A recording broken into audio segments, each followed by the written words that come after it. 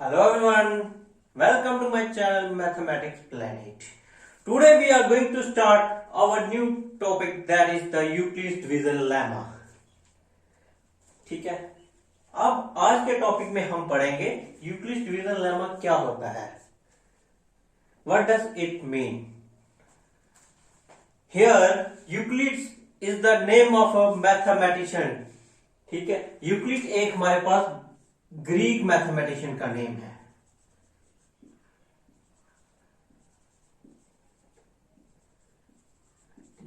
ठीक है, यूक्लिड्स हमारे पास एक ग्रीक मैथमेटिशियन का नेम है. और division, what does it mean? Division का मतलब क्या रहता है? To divide two numbers. Division का मीनिंग रहेगा टू डिवाइड टू नंबर्स और टू इंटीजर्स. ठीक है, और ये लेमा वर्ड, एक नया वर्ड सुनने को मिल रहा है. What does it mean? Lemma का क्या मीनिंग रहेगा यहाँ पे? Lemma is nothing but it is a proven statement. ठीक है, लेमा कुछ भी नहीं है, एक प्रूव स्टेटमेंट है जिसके कारण, जिसकी हेल्प से हम बाकी की नई प्रॉब्लम्स जो भी होंगी उनको सॉल्व कर सकते हैं. लेमा क्या होगा? It proved statement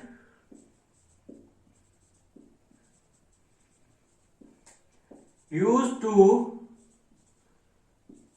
solve new problem or statements. ठीक है, इतने तक तो समझ आ गई होगी. यूक्लिड्स हमारे पास एक ग्रीक मैथमेटिशियन आ गए.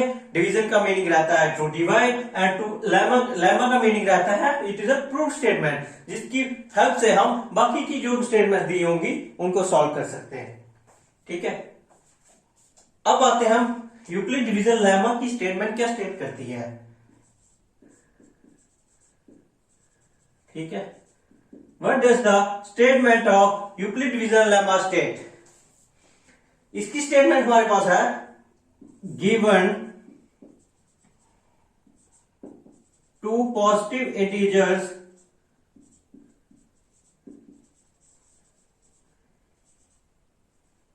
A and B,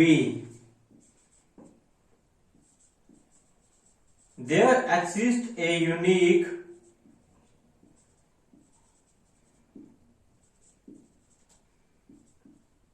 integer Q and R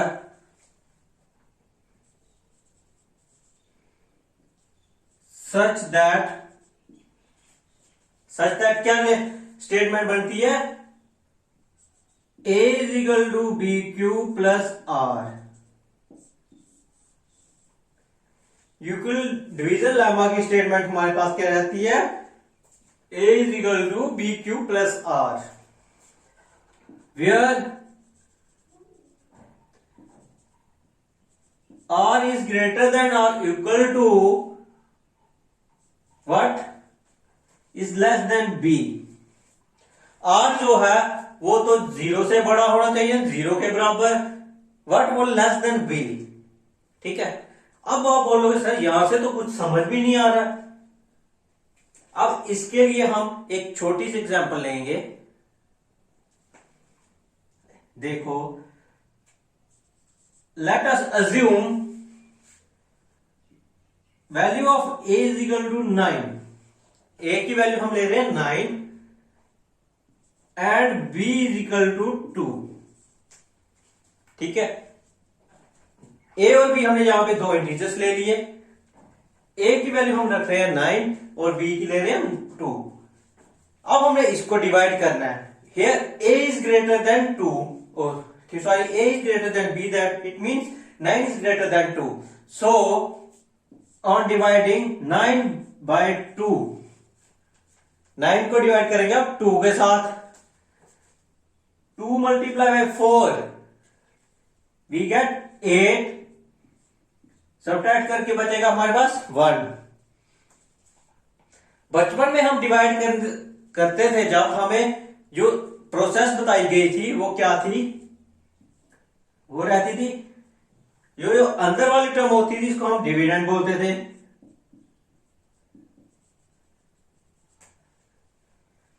जिसके साथ डिवाइड हो रहा होता था उसको क्या बोलते थे? डिवाइजर।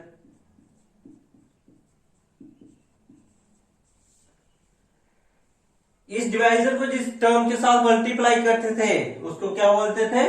कोशेंट।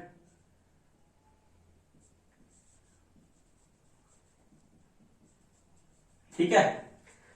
सब्ट्रैक्ट करके जो हमारे पास remaining part that is known as reminder. ठीक है।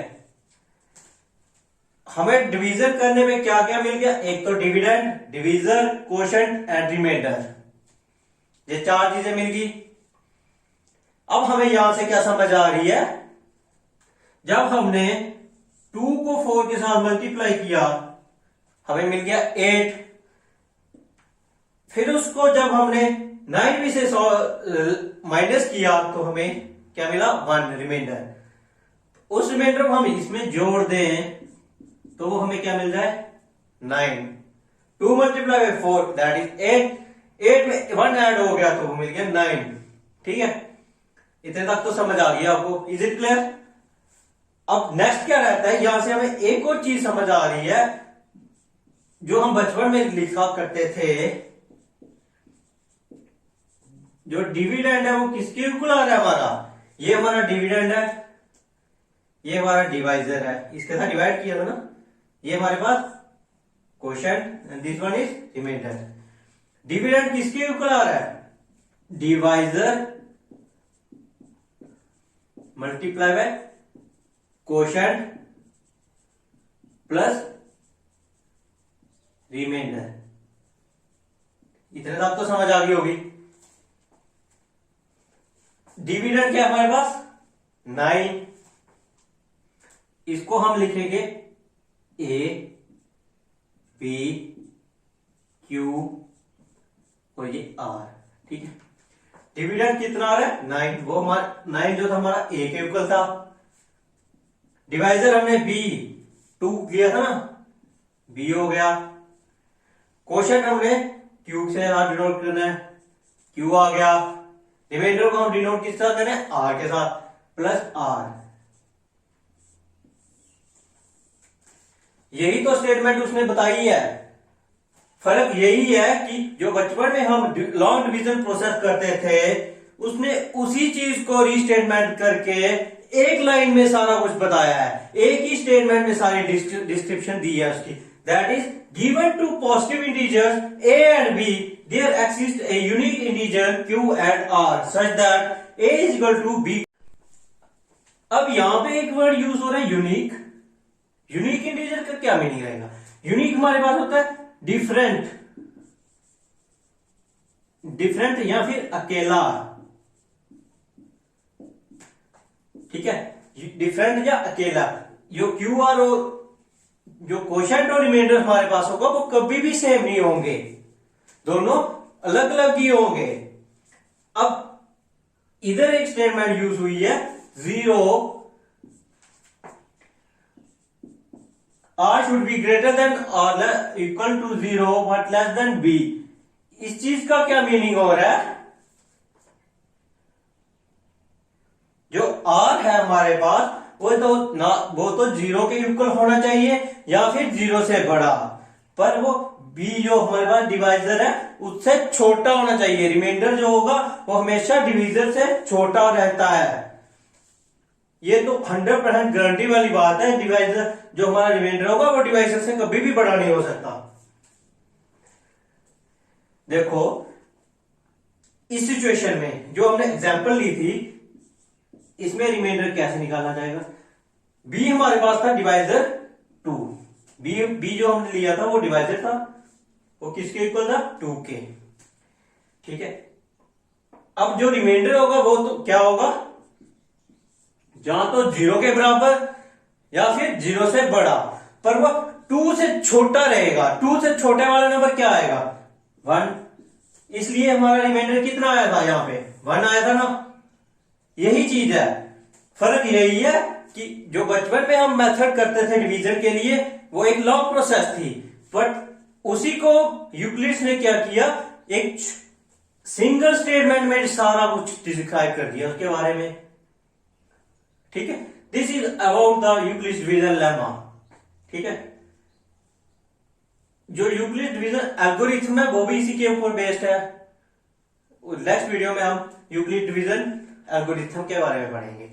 अगर आपको मेरी वीडियो पसंद आई हो तो वीडियो को लाइक, शेयर और चैनल को सब्सक्राइब करना ना